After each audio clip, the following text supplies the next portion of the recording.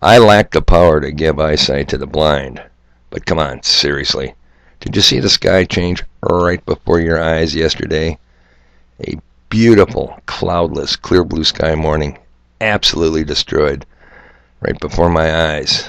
By 4 o'clock in the afternoon, thereabouts, the milky white blanket of death overcame us all out there at the top secret location. Incredible. I had to point it out to several people, but at least when they saw it, they go, wow, look at that. Learn to look up, people. It is Tuesday, the 24th of November, 2020. Part 2 is delayed for breaking news. Yeah. And it's not the job of your ever-flexible, fluid, extremely humble watchman on the wall to draw conclusions for you, dear subscribers and viewers. But having said that, I will make some conclusions for your consideration in Part 2, hopefully tomorrow. And equally hopeful, I won't need a Part 3 to complete my mission. Alright, now to top everything off, if anything can go wrong, it will go wrong. My top secret mission site is beginning to make me think it's got military connections to it. And why, you ask?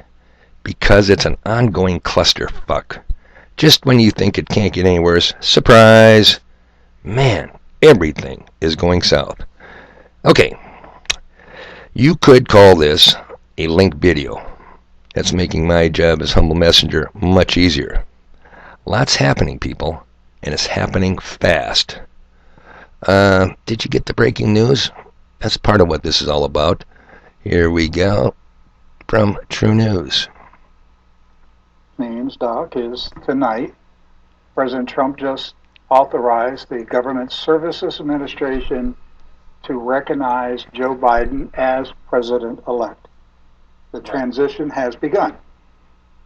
So days ago, Sidney Powell said, I'm releasing the Kraken. And she told us what she was doing. She talked about Chinese communist infiltration in the United States. She told us about bribery of Republican Party officials. She told us about CIA duplicity. She talked about corrupt elections, rigged elections. And by Sunday night, she was no longer recognized as a member of the Trump legal team, even though we all saw her on the stage on Thursday. We all read the tweet from President Trump recognizing her as part of the legal team. She was disowned Sunday night by Rudy Giuliani, who was at a complete embarrassment to Trump supporters with his hair dye running down his cheeks and babbling about dead people voting when Mrs. Powell was standing there with shocking information about Chinese communist infiltration of America's political system. So tonight, President Trump has thrown in the towel. It's over, folks. You can keep believing the QAnon stuff if you want to, but he threw in the towel tonight in the transition. Yes, sir. Apparently so, and that's not the only source covering it. Amazing that Donald probably threw in the towel. Welcome to the presidential White House, Joe Biden, creepy Uncle Joe, pedophile extraordinaire. Okay, so the first link I'm going to leave is from Brian's High Impact TV. It's a little long on the General Services Administration letter. So go ahead and, check out the first part of that video, but then skip to Joe Biden's Treasury Secretary pick. You're not going to believe it. You know what? I'll just give you a little clue. Meet the new boss, people. Same as the old boss. No shit, Sherlock. Second link, home run from OTT-TV. You must pay very close attention to the General. Trump's the General. Yeah, the guy heading up the Max Bax program. It's only a 9-minute video, people. Try to suffer through it. Finally, what happened to Trump's legal team?